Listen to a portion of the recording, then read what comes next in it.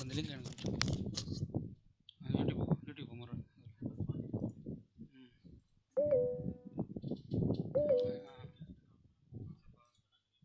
வாட்ஸ்அப்லையா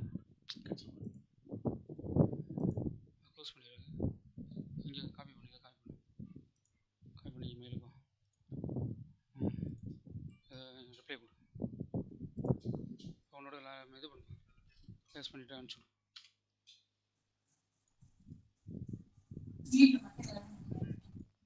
start பண்ணலாமா? 40 ஆயிடுச்சு. Start பண்ணிடலாமா? ஆர்டர் கேட்குறான். சி ப்ளஸ் தான் ஃபஸ்ட்டு போட்டு சி ப்ளஸ் ஃபஸ்ட்டு அடுத்து பிரின்சிபால்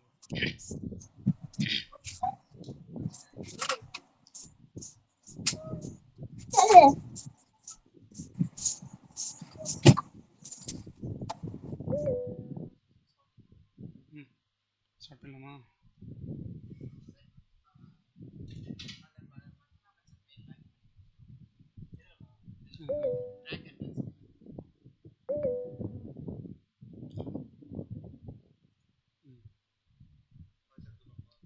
ஜாயின் பண்ணுறாப்ப பாருங்க.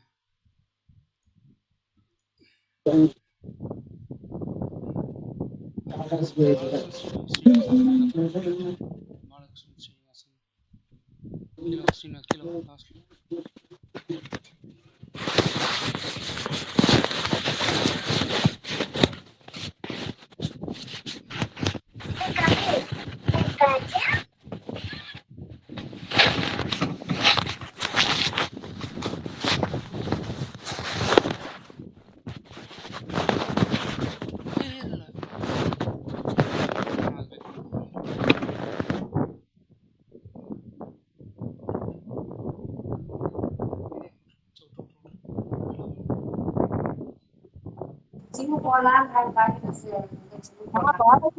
வெளியில இருக்கிறேன்.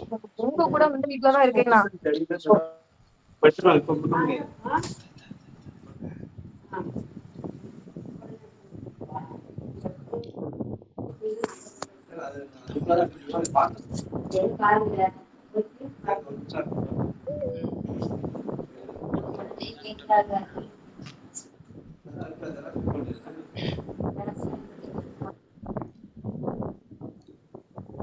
Hello sir.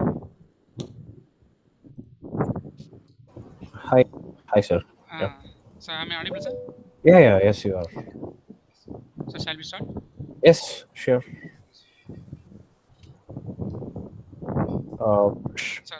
Should we wait for some more people to join, or can we start now? Okay, sir.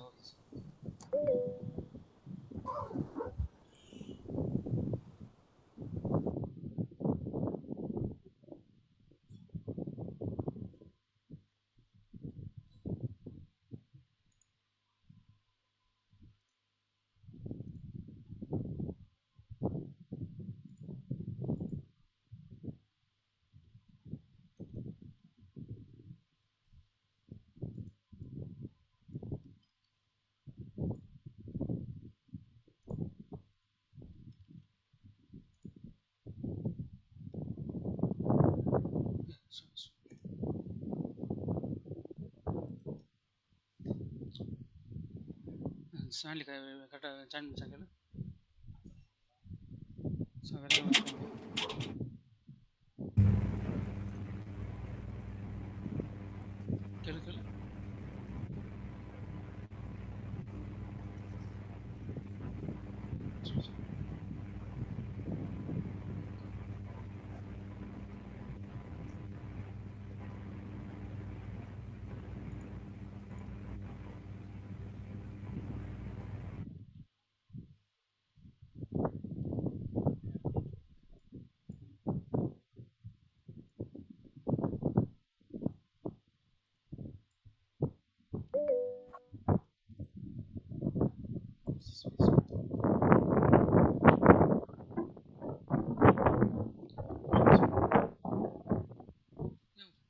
Join பண்ணிட்டாங்களா இல்லையா? ஸ்டார்ட் பண்ணுவோம்.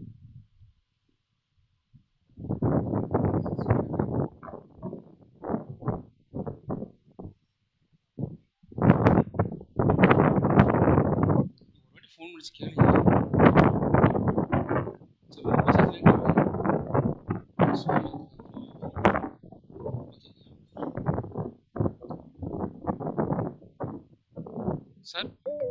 shall we start, sir? Yeah, Okay, sir. sure, sir. Sir, over 2 minutes, sir. Yeah, sure, sir. Yeah. A very pleasant evening to all. It's my proud privilege to welcome you all for the day 5 session of 6 days virtual faculty development program on mastering generative AI in practice, hands-on prompt engineering and LLM application development, organized by the Department of Artificial Intelligence and Data Science, SRM TRP Engineering College, Trichy. I now invite Mrs. V. Elil Swanley to deliver the welcome address. A very happy evening to everyone. It is my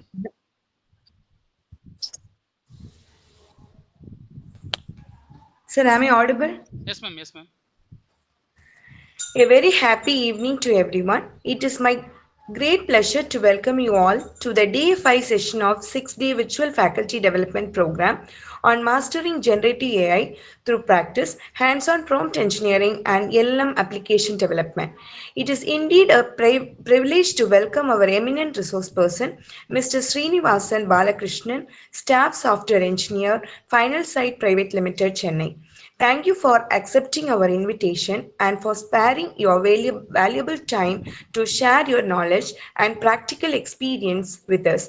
We are delighted to have you with us today. Welcome you, sir. Yeah, thank you, sir. Thank you, ma'am.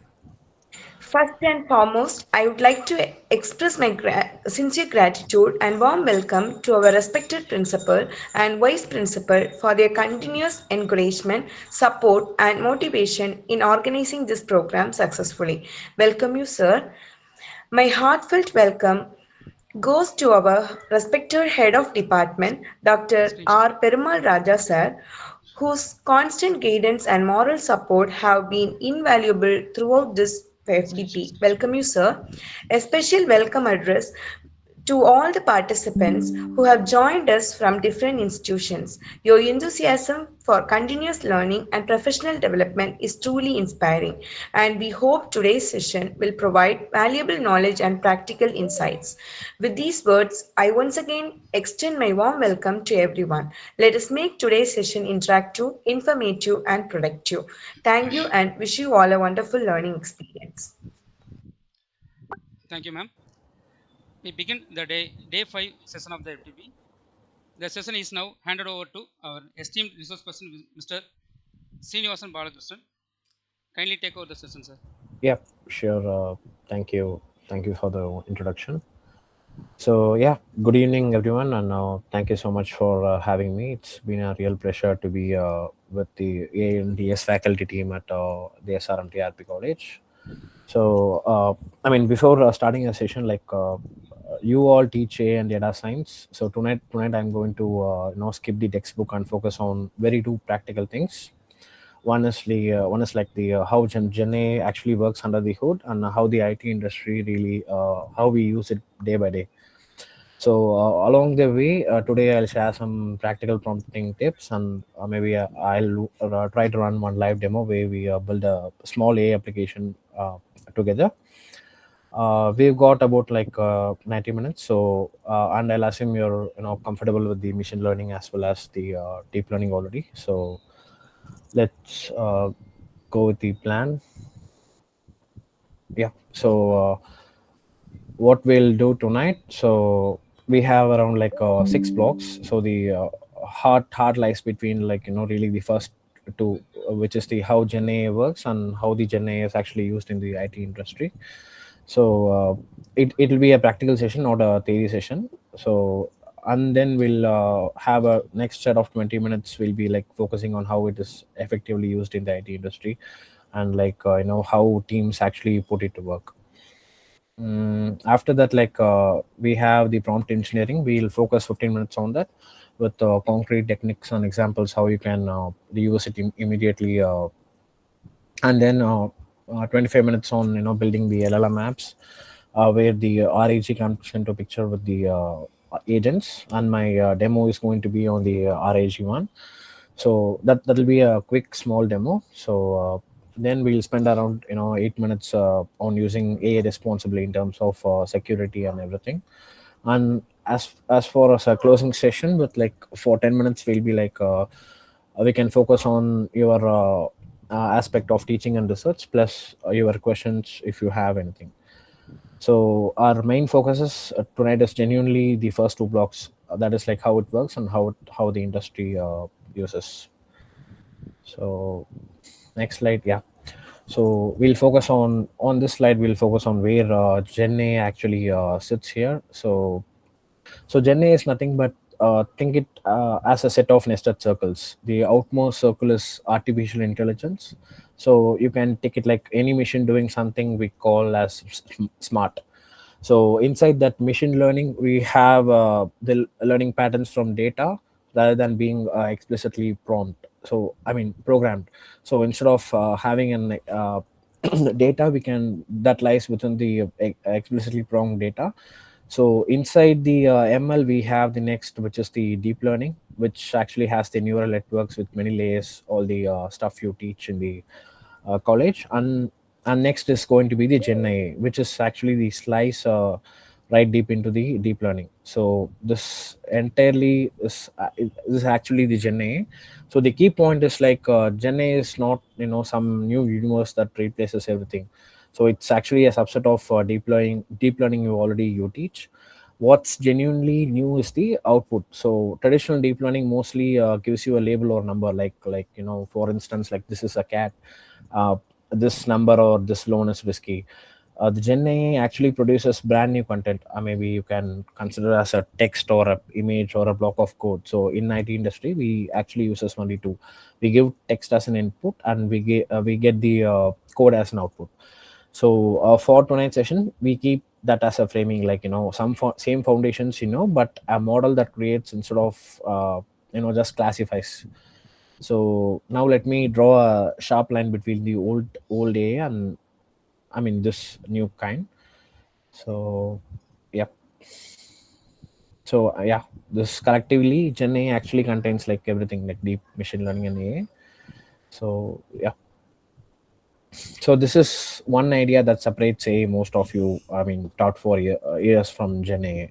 So on the left we have the discriminative AI. It learns like boundaries from the questions, like we'll be asking questions, right, like which class is this, or like whether this email is a spam or not.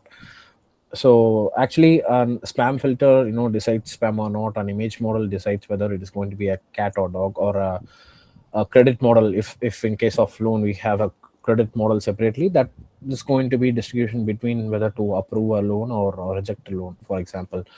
So where it comes into picture is like on the Gen A, actually, sorry, yeah, on the Gen A, it actually learns the whole pattern of data and then produces something brand new.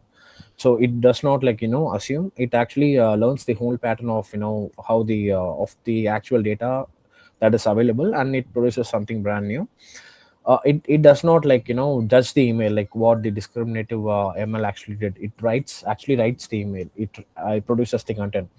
Or else the simplest way I can put is like on the left, the model actually works like deciding between whether for instance, if a painting is real or not.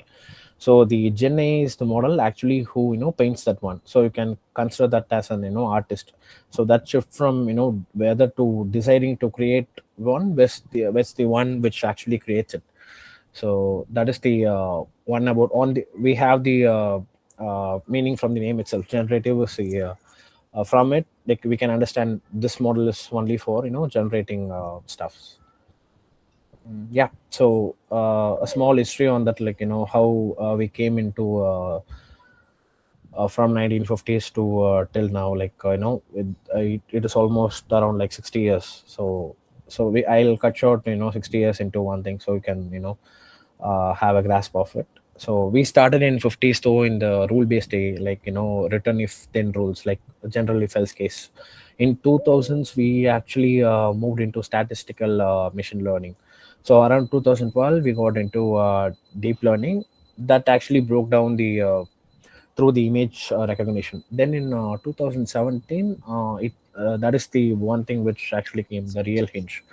that is the transformer. So the transformer lies the foundation between like what we have right now, ChatGPT, Gen AI or agentic AI. The transformer is the main piece. So that is the single architecture. What like every model we'll mention tonight. Like if in case you could take off any GPT, Claude, Gemini, Llama. So transformer is the base where these models are built on. So now the recent one, the recent Chat GPT. So it actually got famous in November 2022. It actually that was the time it actually put in front of public use, and it actually reached 100 million users in just 2 months. So that is the, I think that is the fastest adopted application in history. And from 2023 to now we moved into like many multimodal agents, multimodal models as well as like agents. So the reason is like this sudden is that we are on the steepest part of the curve. So there are like this is not a new thing. So it actually took around like decades of quiet groundwork to achieve this feature. I mean, from this November 2022 or what we have right now. So yeah, so I mean the transformer is the main piece for laying foundation for what we are having it right now. So that is the turning point. Yeah, so so why did it explode now? So Gen AI is like it actually exists for many decades, but what is the reason for it became so famous? So there are like many three main things. One is like data, compute, and transformer. So these three things have to arrive at the same time. First, the data is like that is the basic and foundation one. The internet actually gave us trillions and millions of words to text to learn, so that the models can learn from it. Second, the compute is like the GPUs, which actually famous for gaming, made it feasible to train enormous models. So training a huge set of data is not going to be an easy task. We need a, I mean, high performance GPU to load it. So that is the reason why even if today in real world, I mean in Tamil Nadu or India, if you see, there is a price hike in the random access memory RAMs or hard disk storage devices because of the AI. So since like AI requires a huge physical memory as well as the graphics, so we are in that situation. So next is going to be the transformer. So which actually if you ask me, like transformer is the main thing which crucially scales to what we have right now. So it is actually a bigger piece and as well as smarter. So put those together, we get the formula of data and compute and architecture, the Gen AI. So that is the moment, like data times into compute times into architecture actually equals the Gen AI moment. Now here's the genuinely surprising research finding. Like it's worth telling your students or something. Like researchers expected diminishing returns as these models made. I mean, these models made bigger. Instead, they found the opposite. Just making the models larger kept making them better and better. So that's why it took us a long time. And new abilities actually emerged, that one from explicitly programming them. Those are called like scaling laws. So that is the term they actually framed it, and that is the reason why they exactly have the big labs got so much of dollars into them. So what's next is like what exactly is the LLM. So LLM is going to be the basic thing for the Gen AI. So next slide we are going to see what is LLM and what is the foundation of it. Yeah, so LLM is nothing but large language model. So in it's a very good, you can in, if I need to put it in one word, it's a very good autocomplete tool. So if we have it in the mobile phones, right? If a keyboard can easily autocomplete it, so that is the same way the LLM. The next thing to easily understand is LLM is an expert predictor. So it doesn't work. The LLM does not randomly takes the text. So it actually predicts the most likely next token. So if you, for instance, if you give it some text and its one job is to predict the most likely next token, the next little piece of text. So that is its main task. It actually predicts with the large data set that has been feed. If you ask me, that is the internet. So in internet we have the large set of data, right? So then it takes what it actually produced and adds it back and predicts the next one. So doing that over and over, it writes essays and questions and produces code. So that, I mean, this is the way it actually predicts the next work. So if you capital of France is like in this example itself, like it can't, I mean, every LLM can't predict the next word 100%. So there will be like maximum of 90 to 100%. So here it actually predicts us as 98%.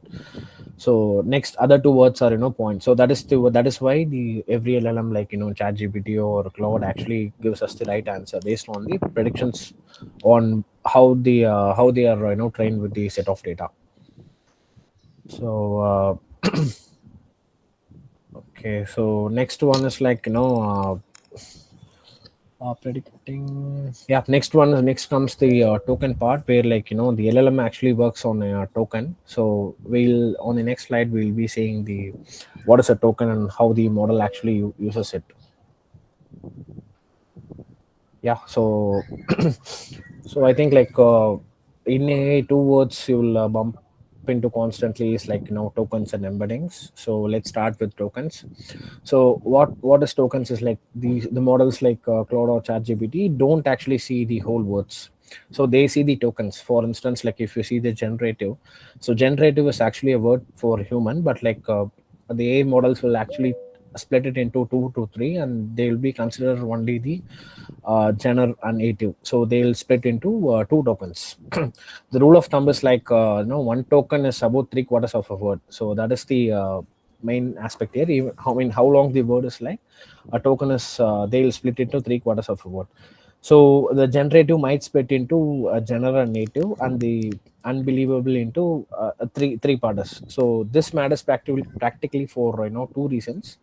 So one is like the building and the context limit. So in AI we have the costing and all, right? So in terms of pricing, this tokens and embeddings plays a major role. So that is, it's also why a model can famously miscount the letters in a word like strawberry. It never sees the actual individual letters, it only sees the tokens. So now coming to the embedding. So once you have a token, the model turns into a vector. So vector is nothing but, you can take it as a long list of numbers.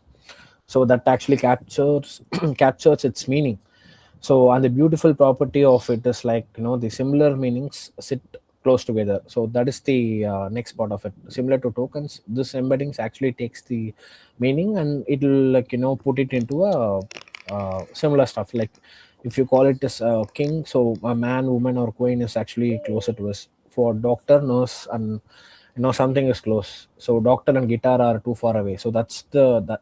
This is how the embeddings actually predicts it. So you even get like arithmetic, like like minus and plus. So the models actually takes the output and it will provide the actual meaning. So so maybe you can remember this embeddings, because like they are the engine behind the RAG search. We'll build later. Speaking of which, that piece that lets the model read context is called like attention. So yeah, let's look that. Yes. So yeah, as I said, like the transformer. This is the idea at the heart of the transformer. Like you teach math. I mean, in the colleges you teach maths already, right? So let me give you one slide intuition that like you can hand it to students. This mechanism is called the attention. When the this is what, like when the model processes a word, it actually looks to attend to. In this case, you can take an example where like it looks to attend to, and every other one the syntax to work out of the context. So for instance, like take the sentence on the slide. The trophy didn't fit in the suitcase because like it was too big. So what does it refer to? As humans, we instantly know it is going to be the trophy, not the suitcase. So attention is what lets the model weigh trophy against the suitcase and resolve it correctly. So two properties make this powerful. First, it's parallel. The model reads the whole sentence as a once rather than word by word. So which is exactly makes it fast to train on GPUs. So that is why the models are very, very much faster. Secondly, the context awareness. So the very same word can mean different things in different sentences, and the attention actually captures that. So like the main intuition is to teach simply and look around everything before you decide. So that is the max underneath. And the main thing is like attention and transformers, the matrix multiplication. So like how does a model like this actually get trained? So that is the whole thing we're going to see in the next. Yep. So on the parallel is the reach the whole sentence. Yeah, as we discussed. Yeah. So yeah, so coming to how a model is trained. So a model is actually trained in three stages. Yeah. So and only the last two will turn into something meaningful, or what we will be seeing the demo, or what we'll actually talk to. Stage one is like pre-training. Pre-training.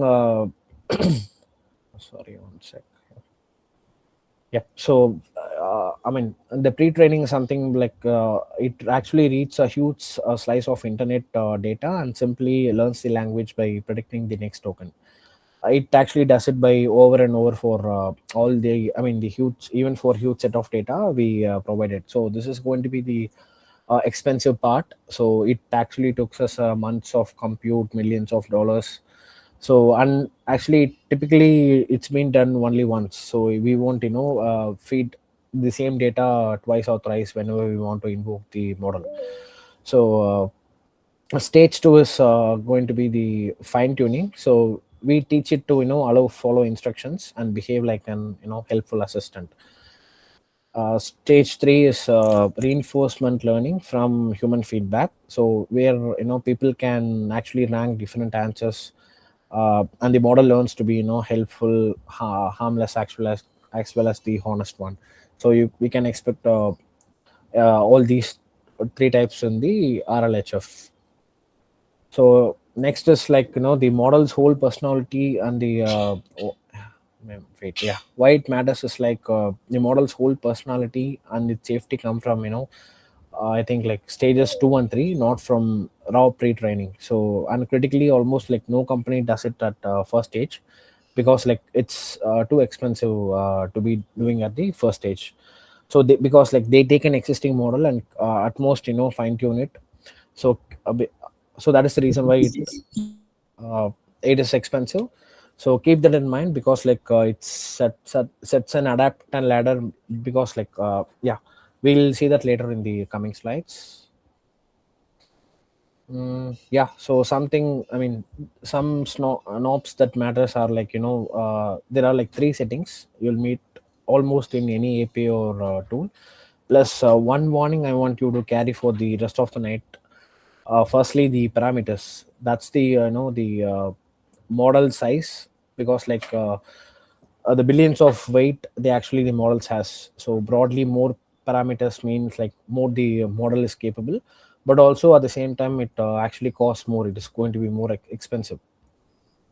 So yeah, the second is going to be the context window. So how much text the model can hold at its head at a time.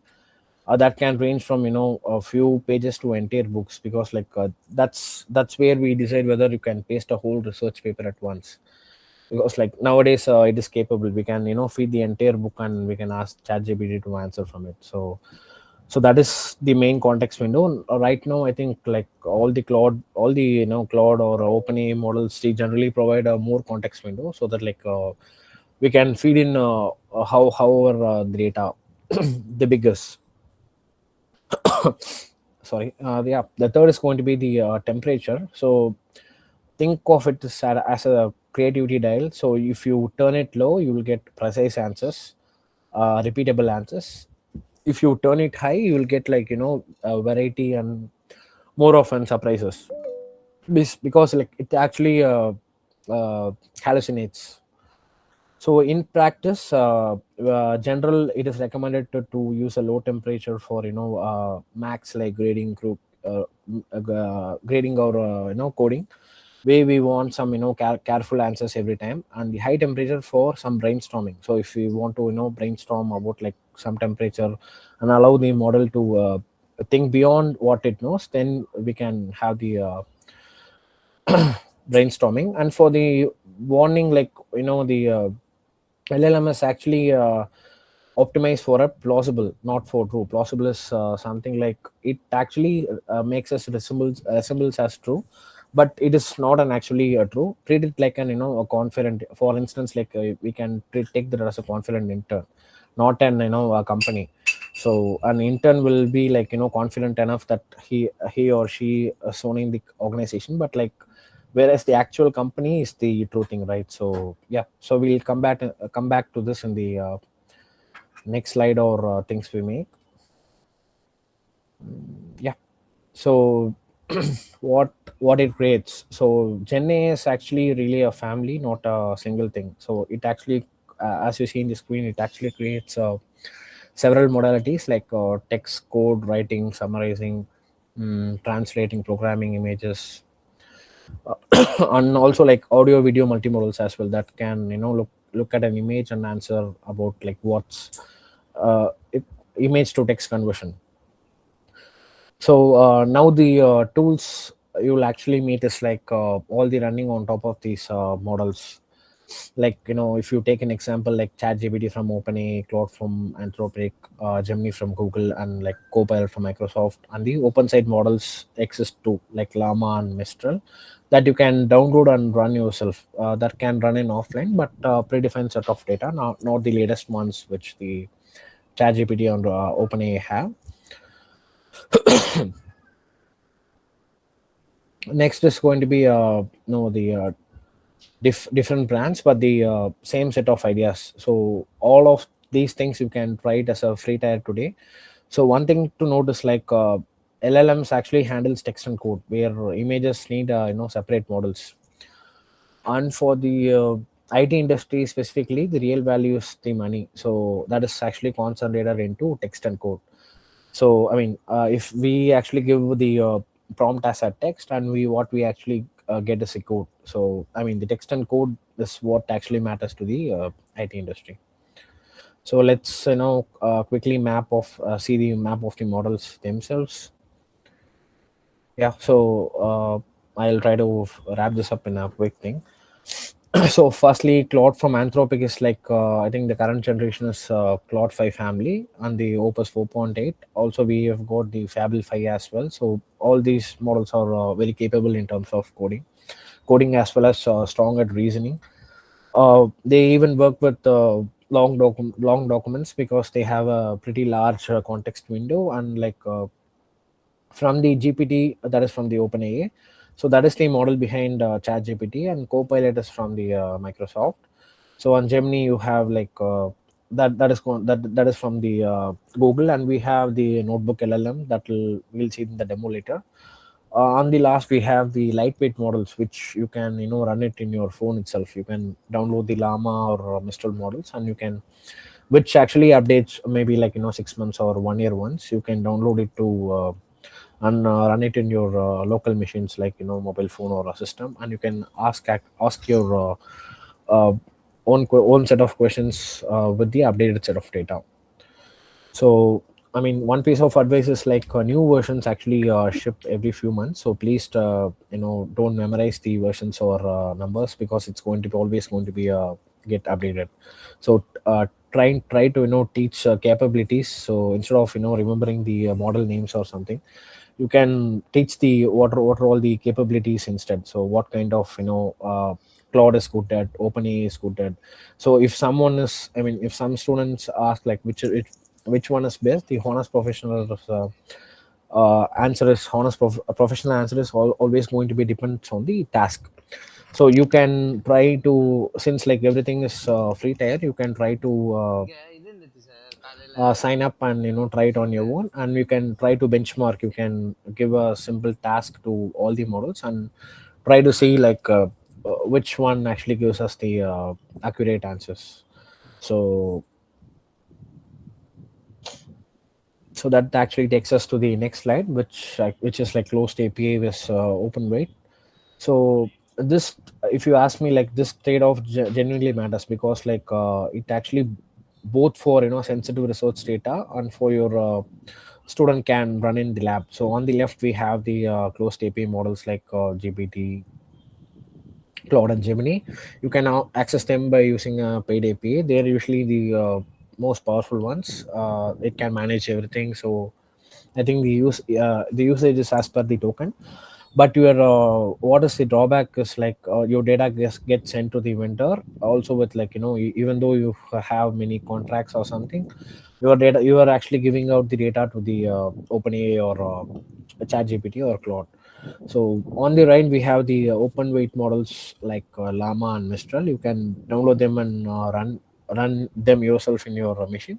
So the capability is rapidly catching up to the closed models like API, I mean ChatGPT or Claude. But like what the main advantage is, like our data actually entirely stays on our own servers. We'll get the full control over it and also the customization. So you can I mean what we can pay for is like for to manage our own hardware. So if we have a good hardware, then we can run our own models, like we can train them and we can have it in our system itself, so the security won't be compromised. So so the rule of thumb is like start with an API to move fast and proceed with your idea, and then move to open weight only when you think like I want the maximum privacy, or like I don't want the cost at large scales, or if deep customization demanded, then it is good to always go with the open weight. So in the Indian context, I mean in India, data residency and cost pressures push many enterprises towards the open one, like startups. Whereas like many corporates actually use the closed API, because like they don't have the actually time to customize or train the open weight models. So yeah.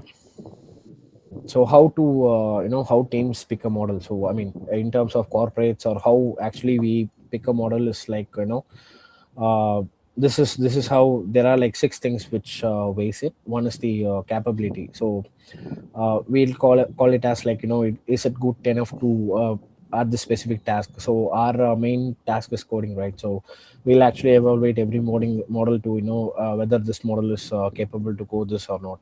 The second thing is like the cost. So the price per tokens multiplied by our expected volume. So if we have like 100 employees in our organization, we'll be if a single person is using this much tokens, then we have to based on that we have to choose the pricing. So that is the main thing which like every organization decides before rolling out this to larger audience. Second is going to be, I mean third is the latency.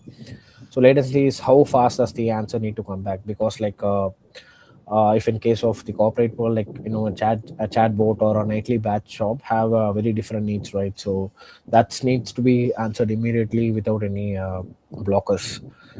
So the next thing is the privacy and data residency. So we'll be having an contract where data even allowed to leave our own walls. So that is also like we'll be having a discussion on whether choosing a model in terms of privacy and how will they protect our data, since we are allowing them to access the data.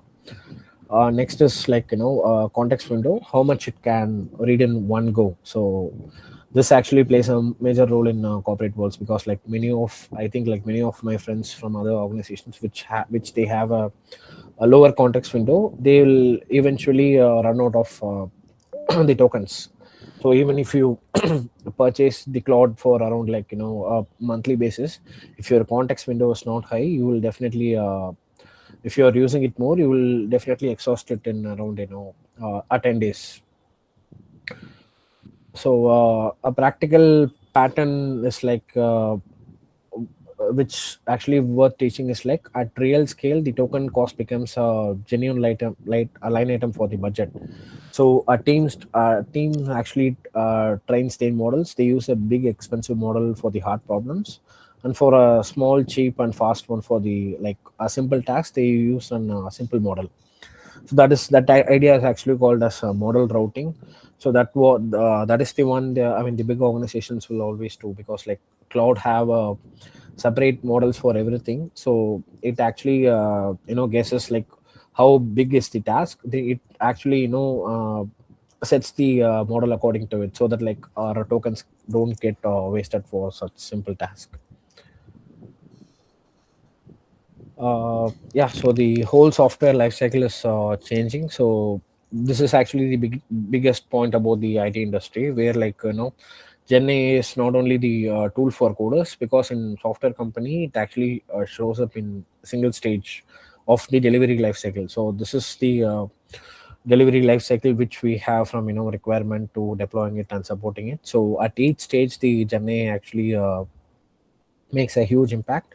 So at a requirement stage, it actually drafts user specifications, user stories from a rough brief of what we feed into it. I mean, the context one. At design, it actually sketches out several architecture options for you to weigh and compare it against each other.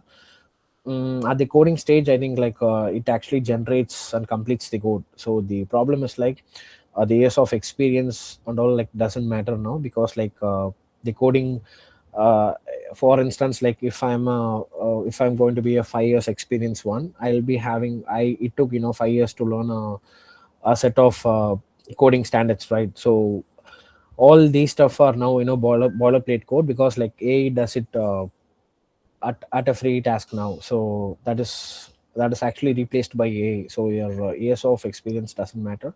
So how fast we actually adopt the AI. So that is what the current market trend is. So yeah, at the deployment level, it actually helps us to write and scripts and configurations, and in support actually it makes us to support like make the deployment without errors, as well as triaging the tickets. I mean the client communication and customer communication, etc. So actually the real shift is like AI writes code. I mean the real shift is not only the AI writes code, but it sits as a capable assistant to at every desk and or every stage of a process. But like the one crucial part I would say is like a human should always require at this stage, because like the AI can't gather the requirements and proceed without the whether the human signs off or not. So the whether the one thing we follow in an organization is like the AI actually drafts. The engineer who uses the AI is the one who decides and owns the result. So with this whole life cycle and picture in mind, we'll see what the actual developer opens every single morning. That is going to be the coding assistants.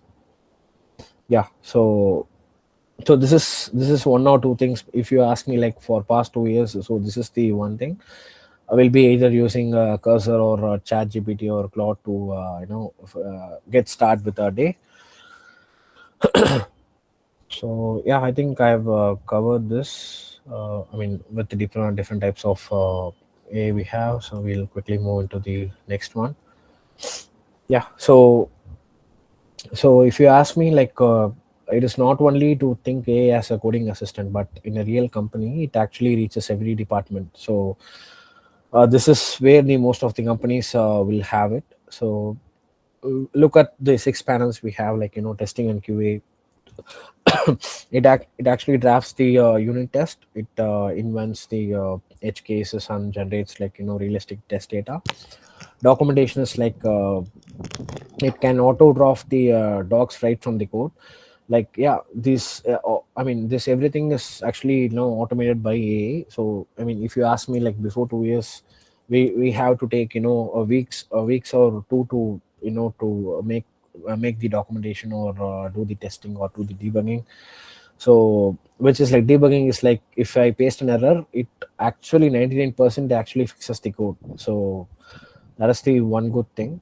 Then it actually moves beyond the engineering, like customer support. A now handles the tier one tickets, like first level of tickets, the routine questions. I mean, the same set of things we actually posted to customers. So every boilerplate or repeated thing is actually moved to AI, so that like humans can focus on building the AI. So the next is going to be the data and analytics. We can literally ask a question in plain English and get back the SQL query. So even if we don't know a project, we can we know a simple a powerful language called English. So that is the one which actually fetches as the required information. And the internal operations, so it is going to be like summarizing the meeting notes or answering policy questions, so searching across all the company documents. These are all, I mean, the human manual stuffs which actually requires for all these stages are now automated by the AI. So the repetitive tasks that used to people's entire day has been uh, automated, or it actually gave us some time to focus on a different thing. So we can actually focus on the real examples across the six industries. Like I have put some industries here, so I'll start with manufacturing. So if you ask me, like a I mean, a manufacturing plant actually generates a months of dense machine logs that the no one has time to read, right? So, and if we hand them to AI, then if you ask it to flag the repeat failures or like what the issues, it actually with seconds it actually surfaces the three machines or which actually throws the error. So similarly in healthcare, we can actually ask a doctor to dictate freely after seeing and clean structure notes, because like they can focus on the the operation. All the repetitive tasks, like patient notes, can be individually handled by the. So similarly in banking, like we can by posting our entire statement, we can just get the plain language in a summary. So instead of going through all the statements of 6 months or 1 year. So similar to it, like in retail, education and software, we can there are like similar different use cases where we can I mean, the AI comes into picture. Yep. So the before and after. So if you ask in the IT industry, I mean, if you ask me pre-AA and after EA, so if, for instance, to write a report, so it actually took us hours from a blank page, but right now it is going to be a solid first draft in seconds. So it within seconds it actually hands over me the uh, a draft version of it. So if you for the coding, yeah, we have to look at the syntax, right, boilerplate code for everything. So with AI, it actually fills in the autocomplete functions. Now with the agentic AI, we can actually spin up like multiple agents to complete the coding task and making slides. So if you ask me, I actually built the slide using the Claude. So I just gave a brief prompt of and context of what we have and like what I have, what slides and the content I have as a rough note. So this actually comes into I just within hours I actually built the slide. So instead of taking up to a week. So I mean, customer support and data analysis, so everything the AI actually plays a huge role and huge impact.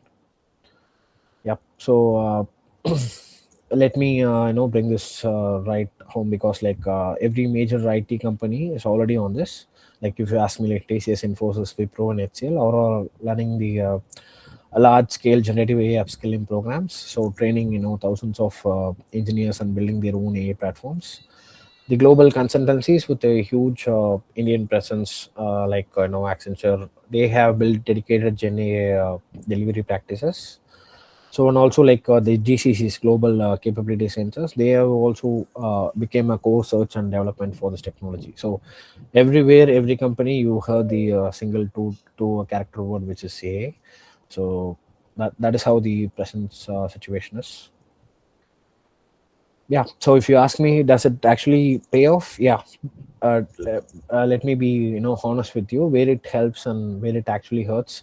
The headline numbers are on the slide. Like GitHub study found like 55% faster completion on coding tasks. ChatGPT actually reached 1 million users in 2 months, and 100 million users in 2 months. So that is the fastest adopted product ever. Every major IT firm now actually has an generative AI strategy. That is not a fad we are waiting for. Like the human still owns the output. The process is only within the AI. So the human has to approve it or reject it.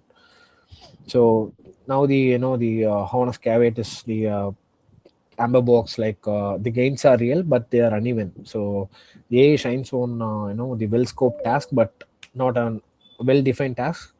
So if we actually blindly trust a confidently wrong answer, it can actually slow you down, because like now we are debugging something we are actually which is actually broken. So this is the skill which the students need. Just no, not only just using the AI, it's knowing to when to trust it and when to check it. So that is the main thing. For instance, if I had to give an example from my own week where it saved me an hour, where it confidently completely wrong.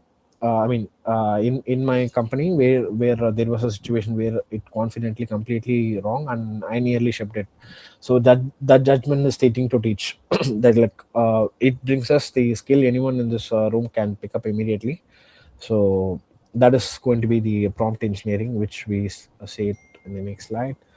Yeah. So uh, this is the highest leverage skill we have. So I mean, whatever else your students learn from this technology, this is the one skill every no single of them can use on day one with no coding at all. So it is actually a simple craft of wording to input, so that like we really get a good output. So if you see in the picture, I mean in this slide, there are like two different contexts. Like if you need to ask me if you can simply write about AI, it actually takes it and writes only a simple thing. But like this is how the actual prompt should be. Like write a 150 word intro into Gen AI for second year CAC students, plain English with 1 day every analogy. So this is how, if you compare these two, this one is very vague or simple, very vague or doesn't provide much context to the AI. So you get something, I mean the output you get something only will be bland and generic. The strong prompt is like this in plain English with the same model, but it knows the length, the audience, the tone, the shape you want, and the answer will be like genuinely useful if you know how to give a good prompt. So two quick terms is like the text you type here to the chat GPT, it is called the prompt, and the reply is what you get is called the completion here. So one thing you notice is the skill really underneath is the precise instruction giving.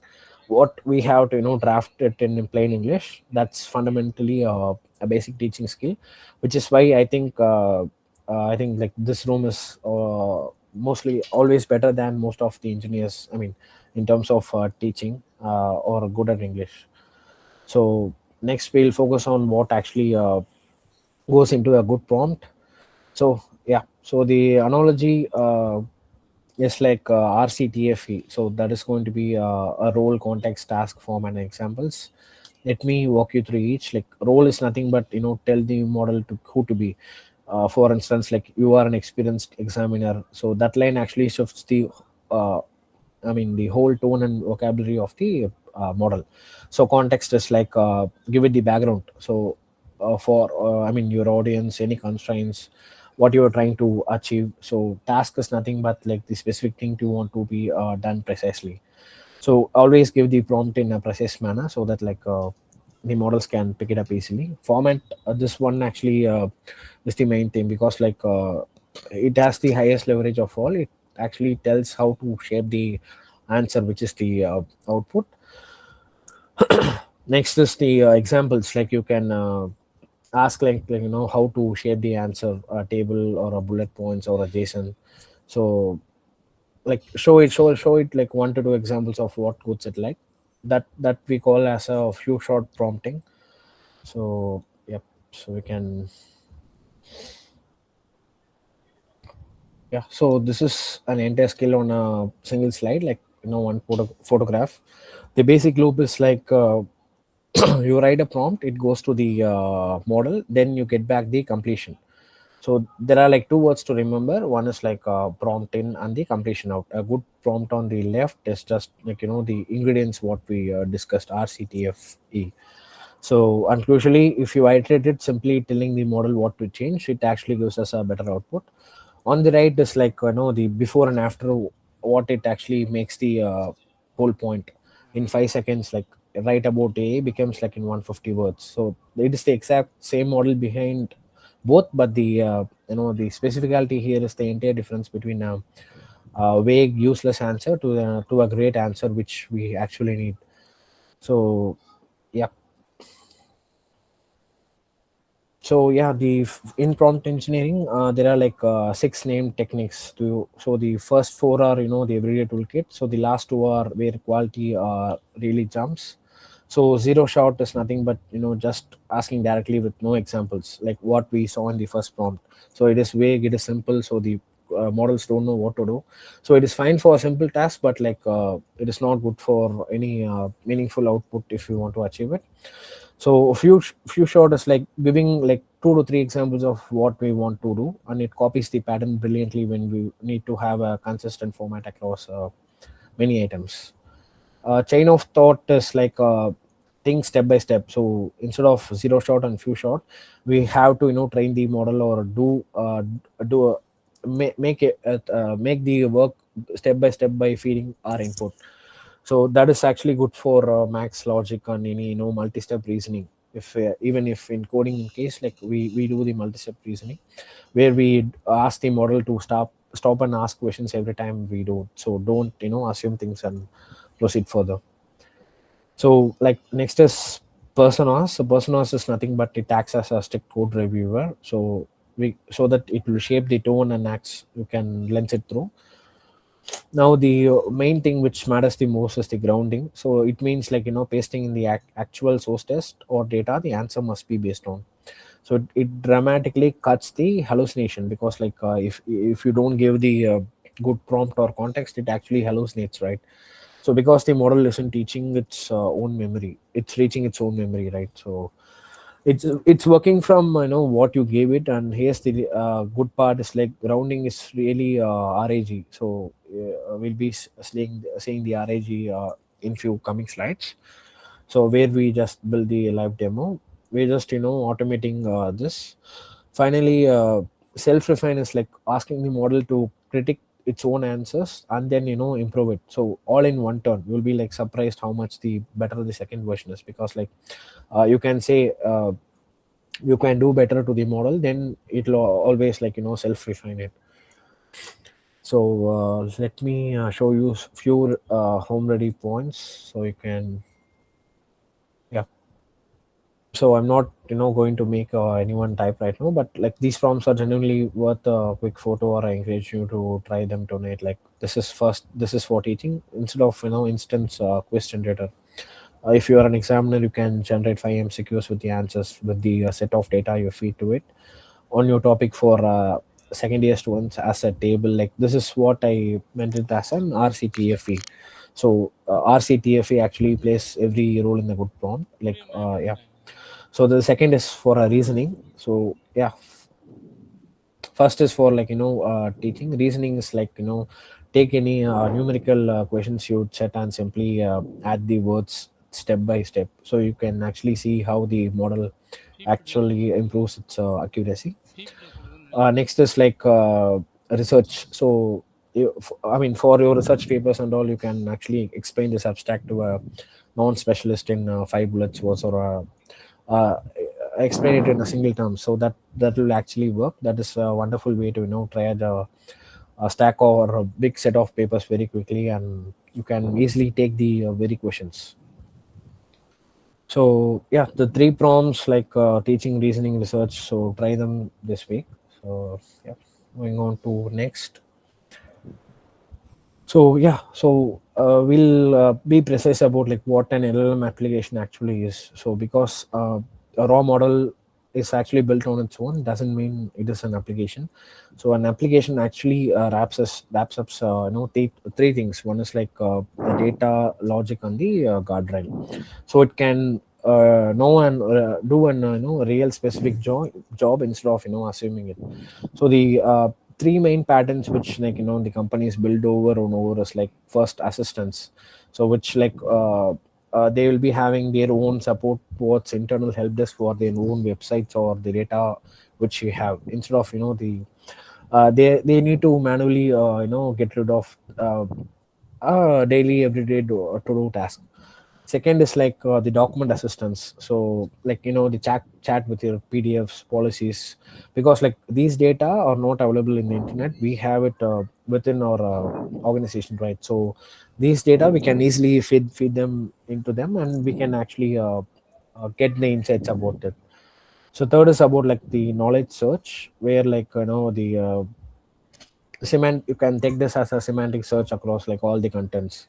So it actually gives you actual answers rather than links ஒரே to ஸ்லைடுன்னு போடு relevant. bro, ஒரே screen போட்டு So here's the writing. thread actually which lies to for the upcoming slide, which is going to be the RAP, the RAG. So the last two techniques are most important one. So RAG is nothing but the retrieval augmented generation. So I'm going to do a demo in few minutes. So yeah. Yeah. So what I mean, the two, before we go into the RAG, we can see what is a gap in the raw large language models we have. I mean, like the Claude or OpenAI. So the almost everything we ever build is like closing one of them. The first gap is knowledge. So the model doesn't know your private or current data. So if you ask me like you have a private question papers or MCQ, so the OpenAI or Claude doesn't know like what is the question paper you're going to prepare or what is the set of lecture notes you have, right? So the first gap is always the knowledge, and the knowledge as a cutoff date. So it's frozen at certain point of time. So in the OpenAI's model, it's actually up to date. If you ask me, the model which we have right now is up to date for the next year. It is obviously not going to be up to date, right? So it actually requires training up to date. So that is why it actually frozen at some point of time in the past, and we don't know like what happened to that model next. So next is going to be the action. So on its own the model can only produce text, so it can't actually do anything. So it can't query a database or send an email or execute a piece of code in the uh, ID. So here are like the two fixes to fix these gaps. So one is like the RAG. So we actually gives the knowledge. So the I mean the LLMs like OpenAI or Claude, which the information they have it in the internet. So we actually as an end user, we actually gives the LLM the data in which they needs to be work on. So we actually feed the right information to them, and actually the agents will give the model hands. So we let it take actions in the world. Like let's take the uh, first one. Maybe we'll see in the next slides for in detail how the RAG and agents work. Yeah. So RAG is nothing but retrieval augmented generation. So that is the single most common pattern in production LLM applications. The concept is really the four things. Follow the flow. Like step one is like you ask your question. Step two is like instead of sending that straight into the model, the system first searches the documents. So it won't reach the internet. So it will only search the documents you have it in your local machine. And here's where like where the embeddings we actually discussed in the previous slides actually came now. So you remember right, like how the meanings sit to close together as vectors. So that's how actually powers the search. So our questions to this LLM through RAG actually becomes a vector, and a vector database finds the chunk of text whose meaning is closest to it. So it will do everything within the a set of data what we provide. So step three is like it retrieves those top few relevant chunks, and like step four is like it hands those chunks to the LLM. So if in case like a good example is the notebook LLM which Google is using. Like so they have a pretty good model which actually I mean acts as an LLM to answer what we feed into it. So the model is given the right source material before it's we have to give it the right material before it can actually answers. That's the whole trick, and it values like three things. The answer is actually grounded only in the real documents rather than the model's fuzzy memory. Like it won't go into the internet to search for the answers. So you can actually cross verify. It will be 100% you know uh, correct if we use an RAG within our local models. And the reason behind is like it actually cuts the hallucination. It won't like assume stuffs, and like we'll let them use we'll let the models use our private data with no model retraining at all. So which might be like expensive, but like that is the one major benefit of the RAG.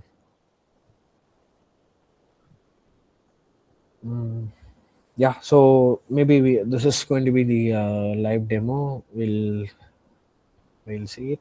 So let me stop my screen sharing. Just give me a minute.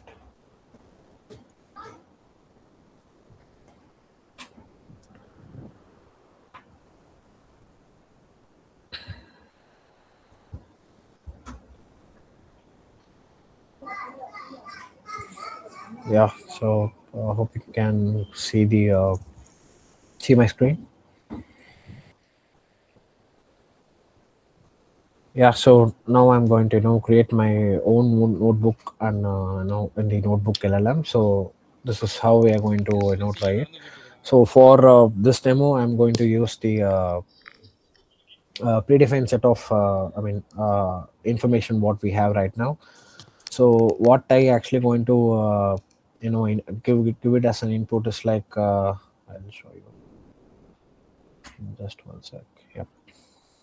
I'm going to feed. I've actually converted this image which I received. So I actually took this as an set of information. I'm going to feed this as an information to the notebook LLM. So yep. Let me. So I have converted this text here. So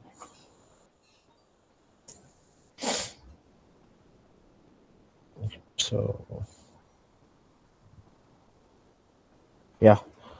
So yeah, I think like the image and content what I gave is actually feed it into this notebook LLM. So right now you can consider this as an RAG application, where like the notebook LLM actually is the real LLM which actually gives us the output. So I'm going to we can ask like a true question as well as like a false question, like which doesn't exist within this data. So we can simply ask like in this program, who are the presenters and the dates of their presentation. So let's see what it gives. Yeah, so as you can see, it doesn't actually go to the internet and search. It actually takes the information only from the information what we have fed right now. So it actually gave us from day 1 to day 6. So this is actually true. So because it takes the information only what I fed into it.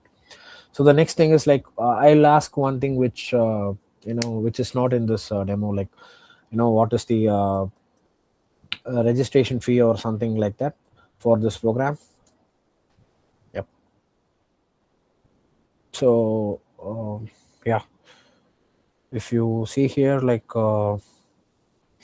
it doesn't show any registration fee in this thing, right? So instead of assuming or hallucinating, though the the LLM actually replied as the provided sources does not specify the registration for the FTP program. So you can instead conduct it, you can scan the QR or reach the necessary persons. So this is one of the examples where like with RAG the LLMs don't hallucinate. They actually gives the answers only with the private data what we feed into it. If we take into the open models like OpenAI and Claude, they'll actually go and search within the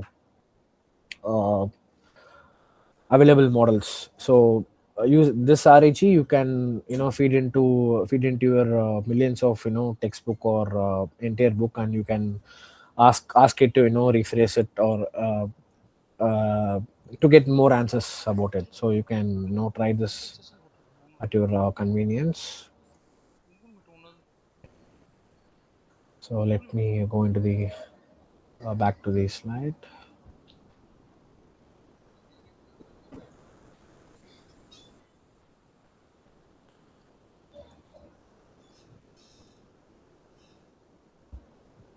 Yeah.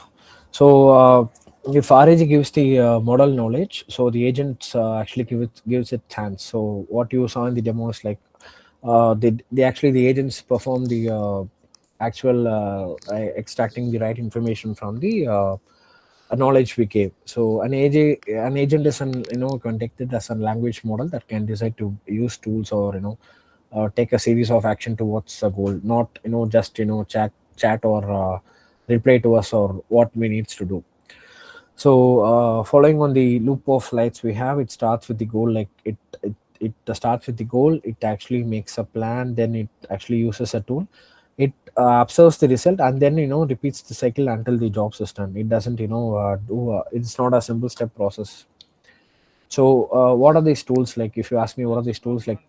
Things like web search or running code or querying a database, we can or calling an API.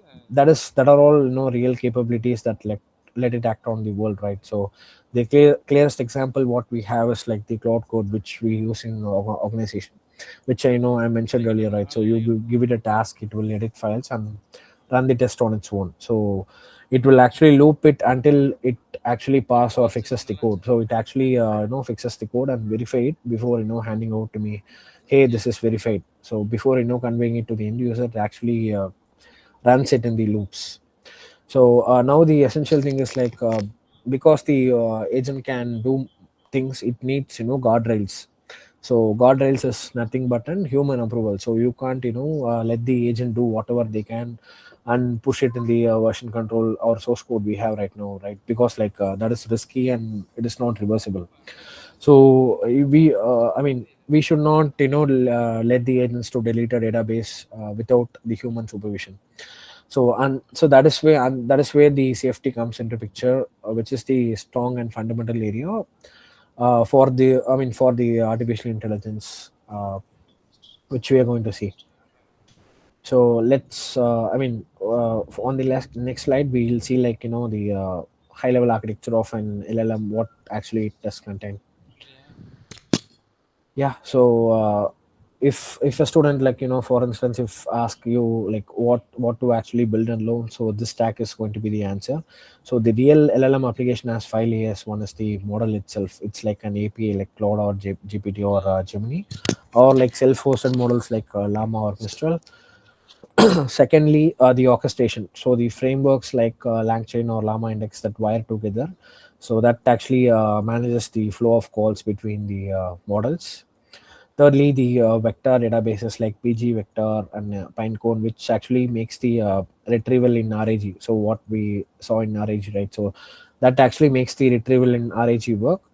Fourth is going to be the guardrails. So a layer that you can take this as a layer that filters out like unsafe code or off-topic output before it reaches the end user. And fifth is like evaluating and monitoring. So this is like now continuously asking, is there any thing still any good in production or not? So we have to evaluate and monitoring. So around all that, that sits in a discipline called LLM ops. So that is nothing but DevOps or ML ops for the LLM apps. We have the operations, right? So it can be like example like versioning our prompts, or like testing the quality, tracking the cost, or whatever the regressions before we do. So next we'll see a simple ladder. Yeah. So yeah, so this is the very common misconception that I want to clear here. Like people assume that like using AI means like training a model.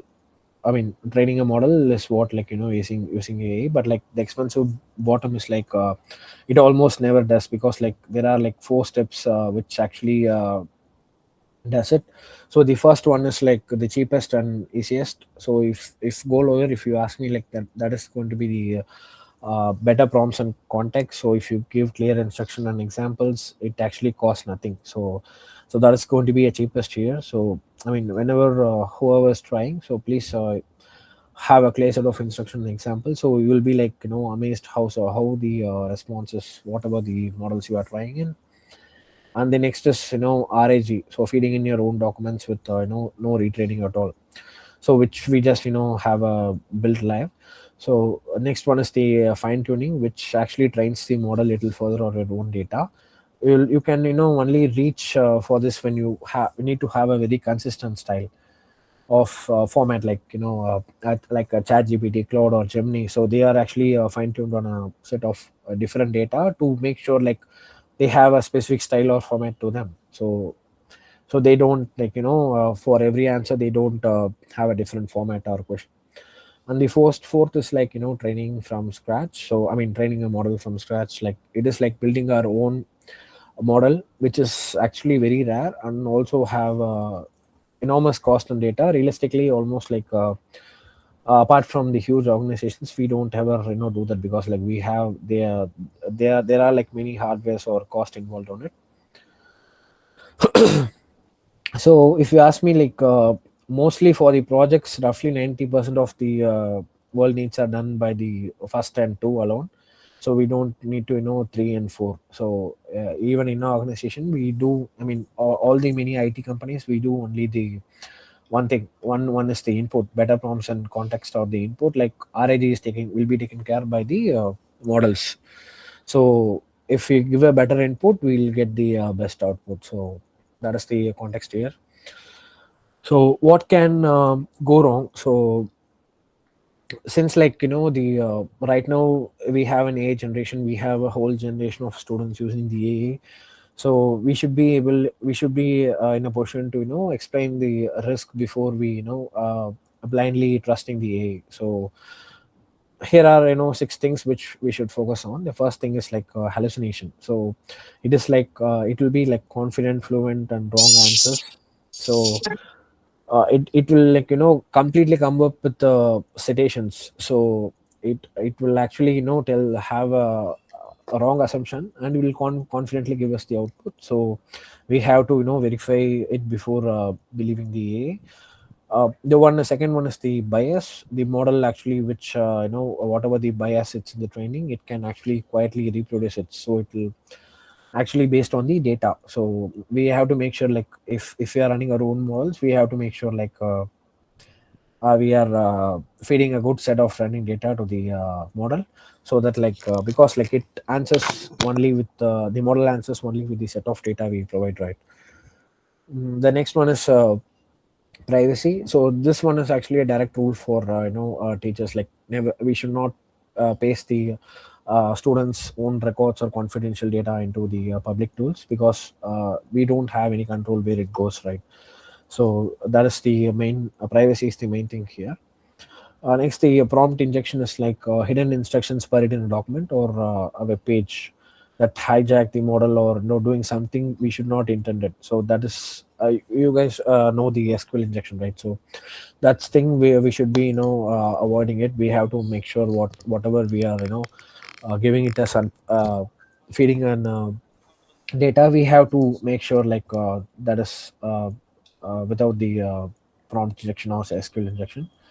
Next is like data leakage, where like sensitive information either sent into the model or emitted back out by it. So that is where we should not we should avoid it by posting our sensitive data. Next is going to be the IP and copyright. The questions of how who owns the age generated work, and what the models were trained are still not legally unsettled, I would say, because like we have the OpenAI and Claude, but like we don't know who owns the actual work, and what models they actually trained it to give us this output. So yeah, so let me go on level of deeper into the security ones. Yeah, this is like the security and the injection. This is for the A and DS department specifically, I would say. I mean, the one of the just questions. I mean, research questions here is like, I meant, I mean, the prompt injection, which I mentioned a while ago. Someone's hides. What if like someone's hides instructions between a web page or a document where your AI can actually read it? So it gets hijacked as a special set of hidden instructions, right? So it is really the new SQL injection, if you ask me. It's largely we can't resolve it. Secondly, the data leakage is the sensitive information being accidentally sent into the model or unexpectedly emitted out of the wrong person. We can't undo it. So once you feed sensitive information into the AA, you can't erase or do nothing with it. So next is the uh, shadow AI, which is like the organizational one. So I mean, staff quietly using the unsanctioned AI tools with company data because like the official tools are too slow. So this one, like every tool actually comes with the official permissions. If I'm using a tool in my organization, there are like a set of certain rules and security rules which the organization will tune that, and before giving us employees to use it. So I mean, I can't feed my company data into a different AA, so because like it actually lacks the company privacy policies, right? So that these things we should know it. I mean, these are the main AA security which actually we should know before actually using AA or teaching AA. So given all these risks, we how do we actually use this well? So that's maybe we'll see in the slide. The good news is like we can follow two simple habits which actually we can prevent always every disaster we'll see in the encounter. So the first is to verify. So we have to verify the the codes and especially the citations what we feed into it, because we know the model will sometimes invent them. So the second is like keeping a human in the loop. Let the AI draft, or let the AI draft the plan for you, but a human should always be a person who takes the end decisions. So like adding to it, like the next one is protecting the private data. So undisclosed whenever you have used a, so that like we can be explicitly uh, disclose about it. So yeah, so if you want like more framework to teach, like there are like Microsoft 6 responsible AI principles, like the credible ones are like the fairness, inclusiveness, reliability, safety, so security and transparency. So they pair it with a simple operating system, like measure, mitigate, operate and evolve, so that you can repeat continuously before using the AI. So the diagram on the right makes, if you ask me, like that makes an important point, because like in real product, safety isn't the one that actually bolted out the end, right? So it is in the layers, the model itself in separate safety systems. Through the the prompting, meta prompt actually conveys the prompt and grounding. And finally, and then honest user experience, where like actually we can tell the people like they are talking to the AI, right? So always verify and keep humans in charge. So let's see what the next slide we have. Yeah, so I think like what if you ask me like what students actually read now is like the balance has shifted now. So some things matters less, and they are used to is like memorizing the syntax if they come out of the college, and if they join the organization. So these things are doesn't matter now. I mean, the memorizing the syntax, or writing boilerplate hand by hand. So that has actually become obsolete now. So the AI is simply better than doing it. So uh, so what other things which matter more is like problem framing. So if we can frame a problem at a good stage or 100%, then we have actually solved it 99%. So that's a good thing. So if we know how to frame a problem correctly, then we can solve it much quicker. And one more thing is the system design. So instead of focusing on the boilerplate code, we have to teach the students of focusing on the system designs. Like for instance, like how the cloud AI is built. I mean, it can do repetitive tasks, but not on the output. Like we have to teach them how the actual design has been built. Uh, Next is like the prompt fluency and tool orchestration. So whether to convey it to use the tools correctly. and verification and critical judgment. So we should have an ability to know to see the AI's output and know whether it's right or wrong. So you can't blindly judge whatever AI is doing. So in order to do it, you should have the fundamentals or verification or critical judgments. So if you ask me, like, fundamentals matter more than ever. So to make sure, like, for humans to understand whether the AI is doing correct or wrong, so for that we have to know the fundamentals, right? So the one thing is, AI, I mean, if you ask me, in the corporate world, like, AI won't replace our engineers. So but the engineers who use AI will actually replace those who don't. So if I'm actually adopting to the AI as much as I can, I won't be replaced, because, like, I am the one who is instructing the AI to do what to do. So we should be on top of the AI to to learn and to use AI to uh, minimize the boilerplate works what we are doing. I mean, the day-to-day repetitive task which can be automated via AI. So the person who actually use AI will be the one who doesn't get fired or from the organization. So for the in terms of teaching and research, you can actually if you ask me, you can use it to prepare faster, draft the quizzes, draft the MCQs, rubrics in terms of the internal test or something.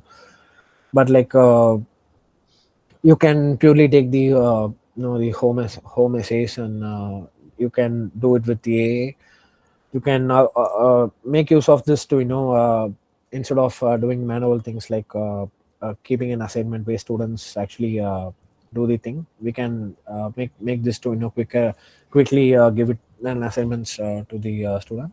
But we have to ensure, like, we are setting a clear prompt, as well as AI use policies. So if you are using an AI to build out the questions, we have to define the AI policy for the courses, so that, like, the student can know what's allowed and what's not allowed. So one caution is, like, there are, like, AI detector tools which are unreliable, but, like, we can use them to ensure, like, we are using the AI or not in our research papers.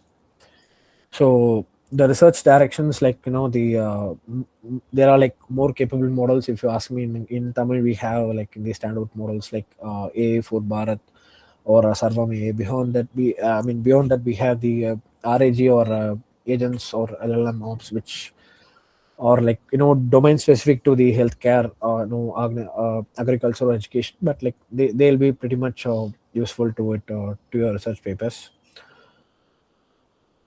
Actually, like, all of these are fundamentally correct in the Indian context, so it can be an excellent final year project as well.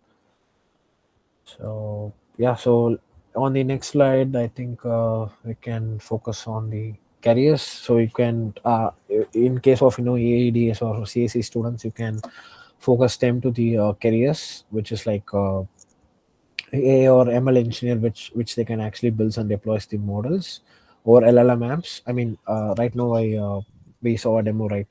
The AI or ML engineer who can actually build the cloud LLMs or Gemini LLMs. Then the applied or Gen A engineers, so which can use in RAG or integrations, like what I'm actually doing it right now. And the data or ML scientist, which on this role mostly they can focus on the modeling, evaluation, and experimentation. So the AI product managers are, like, decides what to build and why. So the right now there is no role which doesn't involve, I mean, technically. Previously in the corporate world, we had roles like a product owner, or someone who does not know technically. But right now the pace is, like, even if you are a product manager or product owner, we should know everything technically. So we have to know the end-to-end business, how it works. Then, like, we can convert the requirements into the output. So yeah, So I mean, the main context is like a product manager should know like what to build and why. Next is the AI security and safety. So that is actually a fast growing high value niche field. So as we discussed, like the prompt or AI solutions, we should know which reliable solutions to to give out to the business. So so next is prompt and AI solutions. That is what like we have to build like reliable AI workflows with for business apps as well as with the good security. The common thread actually across the six is like every one of them wants strong fundamental plus with AI tools. So it should not be other way around. Like I have one, but like I don't have the other tools. I mean, this was actually exist before. Like if you ask me before 2 3 years before, like for instance, if I'm a mobile developer, I know only Android but not iOS. Right now, the situation is like uh, you can't come up with a specific programming language. I know only this. So I mean, with the AI, that is actually obsolete. So with the AI, you should actually pretty much know how to the main thing is like the design system design. You can actually do the repeated task, right? So day-to-day task can be replaced by AI. So right now this is the major things, like there is no Python or Java developer. So there is going to be an AI engineer who, even who doesn't know Java, they can use the AI and they can build the Java application or Python application. So that is the situation right now we have. I mean, we don't know like what will be the situation in the future, but like this might be or will be like simplified into like what more than what we have right now. So as a a conclusion, like if you if you want to remember five things out of this presentation. So an LLM is nothing but a next token predictor at scale. So it is optimized for 90 to 100 a set of true stuff, but that is that said, that is not always true. So we have to think about that. So the next is like prompting. So prompting is the a universal no code skill that every student can use immediately. So if you are good at English, then you are good at prompting. So that is the one thing. So the one checklist to teach us is the RCTFE, which is the role context, task format and examples. So third one is the real applications, that the model plus your own data plus logic are guardrails, so that like the RAG gives us the knowledge, whereas the agents can give the action. So but like remember the two gaps which I said, like, and which fixes. RAG actually gives us the model language, but agents give it action, but it only works within the data or private data what we have. To rely on the internet data, we should always depend upon the open paid models like OpenAI or Gemini. Uh, yeah, four is like when you adapt AI to your needs, please be first to go to the cheapest first. I mean the prompting, then RAG, then fine tuning. The only very rarely training from rarely training from scratch is only done by an experts or the research students, where we rarely have to train our own models instead of relying on the label models what we have right now. So and the five, this the responsible core. We have to verify everything, keep humans firmly in charge, and protect the private data. So and in your teaching, you can combine the strong fundamentals with AI fluency, because like it is the pairing that actually makes out the engineer or graduates genuinely valuable in the AI. So I mean that's the whole talk in 5 lines, if you ask me. So yeah, if you want to stay updated or keep learning free, just you can try these chat tools like Chat GPT, Claude, Gemini. I think like pretty much everyone will be like using them in a day-to-day task. So for RAG, I mean RAG in a single click, you can, as I shown in the demo, you can use a notebook LLM. So it is actually an pretty much I mean the best one what we have right now for RAG. For coding, you can use a GitHub Copilot, which is actually uses many models like OpenAI, which actually may be free for educators. You can easily sign up from GitHub Copilot, and you can start using it to teach to the students. To learn and teach more deeply, I would recommend the Chennai for Beginners course from Microsoft. So that is actually an I think like 2 to 3 years old course, but like I'm pretty sure like that is the best one what we have right now. So you can just search for Microsoft Chennai for Beginners in the Google, and you'll be like, handed over with the GitHub link for that. So there is a text as well as a video session for every classes, like what I said, like the prompting and everything. So you can go through in your free time. And the we have the Anthropic and OpenAI. Anthropic is a company for the cloud, and OpenAI is for the ChatGPT. They always give us the prompt guides on how to effectively use their cloud on ChatGPT. So that are definitely useful. So you can follow their own blogs like Anthropic Anthropic and blog.openai to have a short and deep learning about that. So yeah. So next thing is like this week, maybe if you can if you want to do just one thing, or try out this RAG, you can build one tiny RAG notebook in your notebook LLM. You can use your own Google account, that is actually free. You can use your own course material, and maybe like honestly an hour of doing that will teach you more than any lecture. In like always the practicality works better than theoretical, right? So you can do it. So I think that's it. So if you have any questions, I'm open for your questions before we close. Okay, I think we have a question. Oh, sorry. Let me because like I'm not yeah. Are AI detection tools able to identify hallucinated content? Maybe like up to an extent. It all depends on how the models are trained actually. So if they have an for instance, like if I'm as an engineer, if I'm going to solve a problem, if I'm asking a genuine question to the chat GPT model, it will throw an answer. But if I take the same question to a cloud model, it will actually throw a good answer, because like it all depends on how the model has been trained on. The what set of data that has been trained on. So if you ask me, generally in corporate, we consider the cloud agents as a top level one. So you can I won't always ask you to blindly trust the agents, but like you can trust the Anthropic cloud agents up to 95% than chat GPT or Gemini. That's why the cloud is so famous for the IT industry and coding.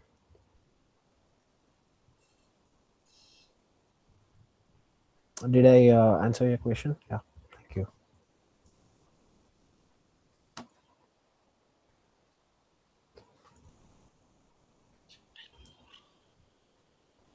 Any more questions?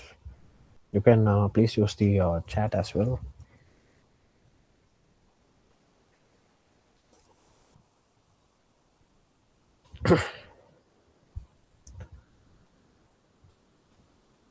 Okay, as faculty members, how can we effectively integrate Jenny into our teaching without encouraging over dependence? Okay. Mm, uh, okay. Without dependence is like you can. You can.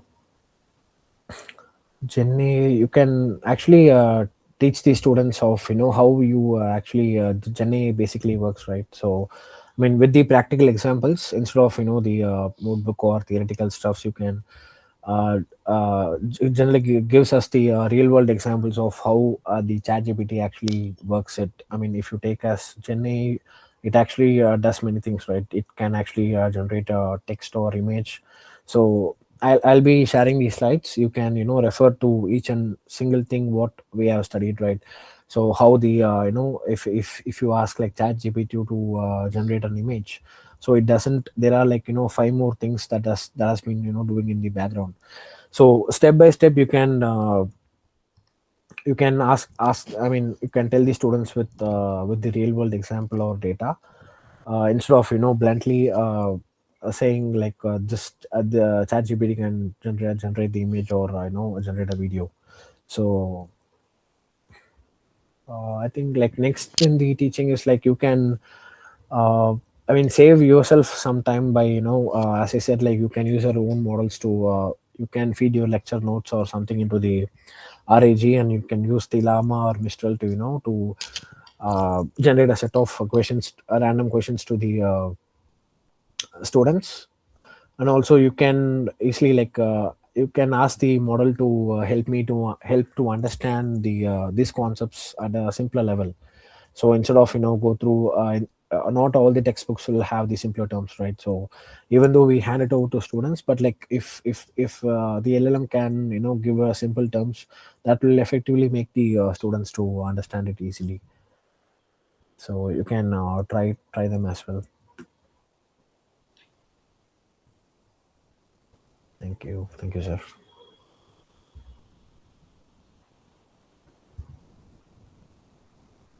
Sir, I am audible. Yeah, yes sir.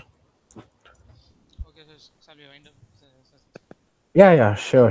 So before I close, I want to sincerely thank the organizers of the SRM TRP to make this possible, for the invitation and for putting together such a thoughtful program. So I'll share these slides along with the resource list, so you people have everything to take away. So thank you all once again. So, Thank you, yeah. sir. Hello, sir. Yes, sir. Yes. Gurunathan, sir. Yeah, hi, sir. Yes, sir. You can Yes, continue, yes, sir. yes, sir. Say a very good evening to everyone. It's my pleasant privilege to propose the vote of thanks for today's session of the 6th Virtual Faculty Development Program on Mastering Generative AI through Practice on Prompt Engineering and LLM Application Development. So first and foremost, I express our sincere and heartfelt gratitude to our eminent resource person, Mr. Srinivasan Balakrishnan, Staff Software Engineer, Finalsite Private Limited, Chennai, for delivering an insightful, informative, and highly engaging technical session, sir. Your practical approach, industry perspectives, and valuable expertise have provided us with a deeper understanding of generative AI and its real world applications. The knowledge and experience you shared today have been truly inspiring and will certainly benefit all the participants in their academic research and professional endeavors. Thank you, sir. On behalf of the organizing committee, I extend our heartfelt gratitude to our respected principal sir and vice principal sir for their constant encouragement and valuable guidance, which have been instrumental in the successful conduct for this faculty development program. I express my sincere thanks to our respected head of the department, Dr. R. Perumal Raja sir, for his continuous motivation and encouragement throughout the program. I would also like to extend my heartfelt appreciation to all the participants from various educational institutions for your enthusiastic participation, active interaction, and keen interest throughout the today's session. Your commitment to continuous learning and professional development has made this program more meaningful and successful. Once again, I extend my heartfelt thanks to everyone who has contributed directly and indirectly to the successful completion of today's day 5 session. Thank you all. Have a pleasant evening. Thank you. Sir, thank you, sir. Sir, thank you. Thank you, sir. Sir, Srinivasan, sir, thank you for accepting your invitation, sir. Thank you. Yeah, thank you, sir. Should have a good day. Okay, sir. See you again, sir. Sure, sir. Thank you.